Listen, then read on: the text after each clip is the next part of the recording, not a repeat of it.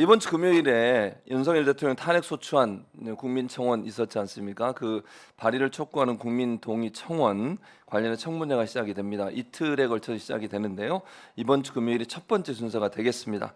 법사위가 이번 청문회에서 채택한 증인이 39명으로 참고인 7명, 총 46명이 증인 또는 참고인으로 참여하게 되고요. 물론 다 참석할지는 좀 지켜봐야 될 것 같습니다. 아시는 것처럼 김건희 여사, 최은순 씨 두 분도 지금 증인으로 채택돼 있는 상태라 말씀을 드립니다. 그런데 지난 금요일이었죠. 증인 출석 요구서가 땅바닥에 내팽개쳐지는 일이 있었습니다. 왜 금요일날 이걸 전달을 해야 되냐면 일주일 전에 증인이나 아니면 참고인으로 정해진 분들한테 이 소환 통보, 그러니까 출석 요구서가 전달돼야만 만약 출석을 안 하면 법적 처벌이 가능합니다.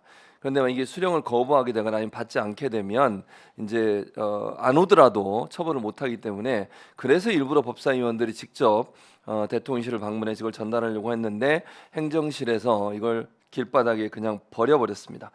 그 현장에 있었던 분을 오늘 모시고 말씀을 드려보려고 하는데 그날 그 대통령실 앞에서 사자후를 이렇게 말씀하셨죠. 이것은 명백한 접수 거부 행위이고 명백한 현행법 위반이다 라고 사자후를 터뜨리신 분이고 이분이 검사 출신의 법조인이십니다. 국회 법사위 소속의 경기 부천 병 지역구를 두고 계시는 이건태 의원 모시고 얘기 나눠보겠습니다. 의원님 어서 오십시오. 예, 안녕하세요. 이렇게 소개가 길었습니다. 보통은 딴 분들한테 소개 길게 안 해줍니다. 감사합니다. 짧게 그냥 감사합니다. 누굽니다 이렇게 얘기하는데 아이고, 우리 의원님은 교수님 이것은 고맙습니다. 명백한 접수 거부 행위고 명백한 현행법 위반이다. 이 말씀을 하셨기 때문에 그리고 저희가 이제 그날 너무 그 의원님 얼굴보다는 머리 쪽에 집중해서 촬영이 나간 부분이 있어서 좀 더 길게 말씀을 드렸습니다. 자, 의원님 이제 청문회 준비 잘 하고 계시는 거죠, 의원님? 예, 착실하게 준비하고 예, 있습니다. 이게 제보 같은 것도 많이 들어옵니까 예, 어떻습니까? 제보 들어오고 있습니다. 그리고 더 많은 제보를 기다리고 있습니다. 좀 많은 분들이 이건태 의원실로 언제든지 전화 주시고 아니면 연락 주시고 이래서 제보를 많이 주셔야 사실 의원님이 집중적으로 질문하고 아직 밝혀지지 않은 문제도 나올 수 있기 때문에 제보를 적극적으로 보내주시길 바라겠습니다.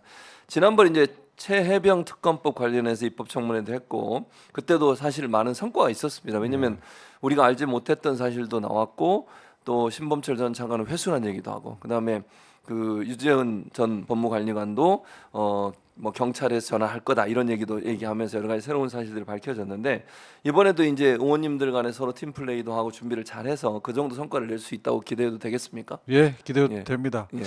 개별 의원들이 열심히 준비하고 있고 우리 법사위 김성원 간사를 중심으로 팀 플레이도 논의를 하고 있습니다. 지난번에도 팀 플레이가 잘 됐고 이번에도 잘 될 겁니다.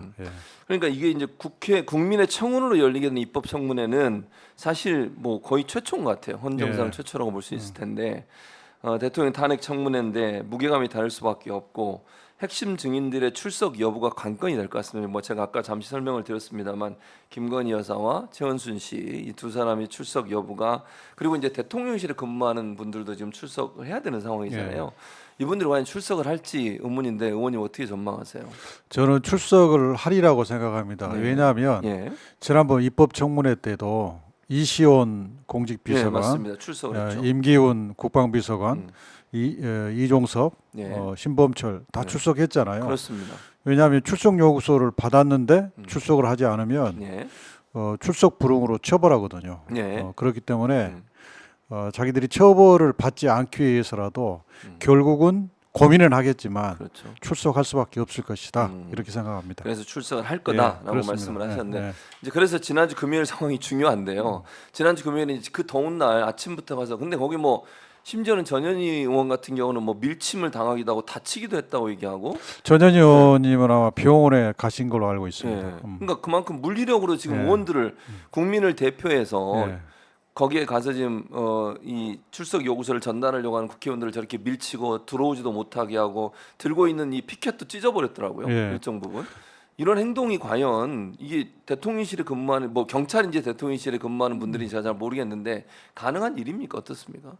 그러니까 그 전현희 의원님이 이제 밀침을 당해가지고 그 벽에 이렇게 기대고 있을 때 제가 전현희 의원님이 다쳤다 큰 소리 치고 그랬는데, 그러니까 먼저 언론을 차단을 했어요. 그러니까 기자들이 들어가는 거예요. 그러니까 우리 처음에 이제 의원들이 안내실까지 가서 우리는 기자들이 거기로 나올 줄 알았어요. 우리는 거리 공지를 했거든요.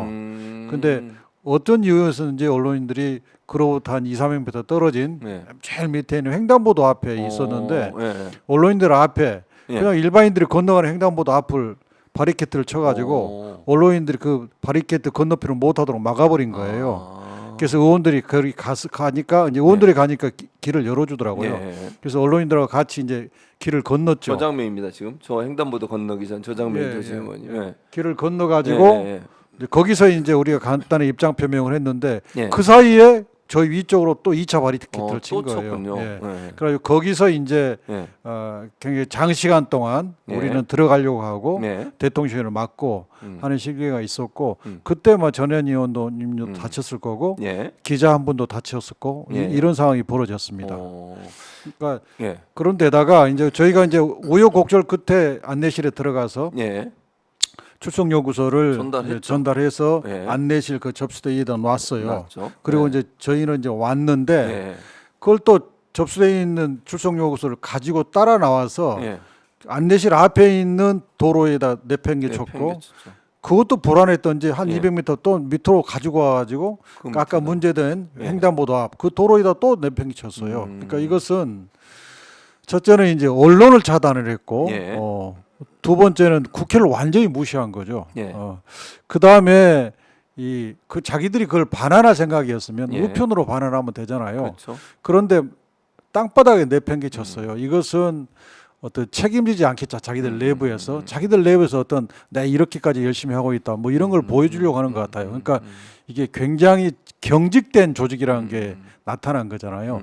이런 특성들은 우리가 오래전에 군사 독재 정권에서나 경험했던 그런 기시감이 들지 않습니까? 그래서 우리나라가 어떻게 해서 이런 지경까지 빠졌는지 이런 독재 국가의 모습을 가지게 됐는지 정말 참담했습니다. 아니 그러니까 이게 국회 공식 서류잖아요. 출석 요구서는. 그리고 입법부와 행정부는 견제기관으로서 삼권이 분리되어 있는 상태에서 공식 서류를 접수했는데 그걸 땅바닥에 내팽개친다는 것 자체는 국회를 완전히 무시하는 행동 아닙니까 이게? 땅바닥에 내팽개쳤다는 것은 그 문서를 쓰레기로 버렸다는 얘기거든요. 그러니까요. 그 문서에 대한 손상이에요. 근데 이것도 법적으로 문제되는 거 아닙니까? 그래서 그러면? 이제 그 경찰들이 그 다중의 이력으로 조직으로 막으면 그게 특수 공무집행 방해가 됩니다.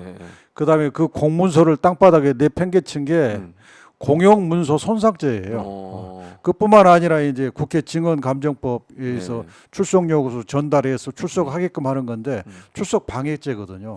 이런 죄가 다 구성이 됩니다. 그래서 오늘 11시에 10시 반에 공수처에 가서 저희 법사위원들이 고발장을 접수를 했습니다. 총 12명에 대해서. 12명. 어떤 분들입니까? 고발 대상자들은? 이제 정진석 비서실장, 그다음에 홍초로 정무수석.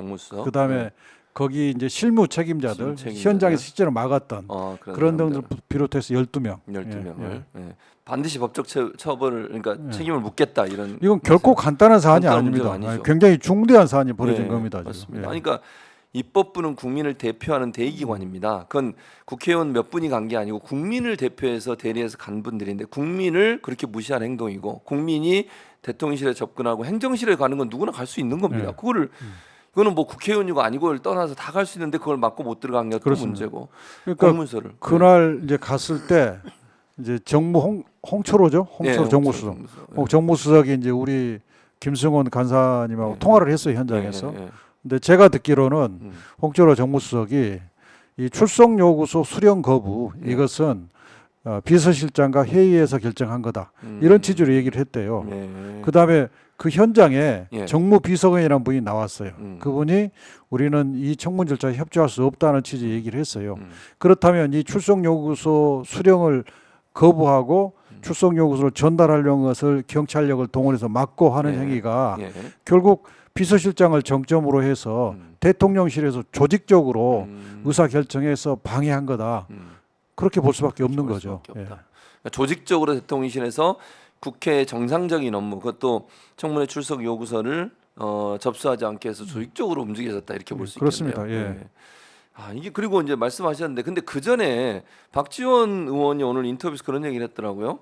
이미 가시기 전에 접수하겠다고 약속을 했다라는 얘기를 하시던데, 그러니까 간사와 대통령실과의 통화를 통해서 그런 약속이 있었습니까 혹시? 그러니까 이제 우리 행정실에서도 예. 이제 문자도 보내고 예. 전화도 했고 예. 그다음에 우리 김승원 간사 우리 예. 의원님이 정무수석하고 통화를 해서 예. 그쪽하고 연락을 다 통화를 했어요. 예. 목요일까지만 해도 음. 자기들이 대리인을 지정해서 받을 테니까 접수하겠다. 받을 테니까 그 신고서 대리 예. 신고서 음.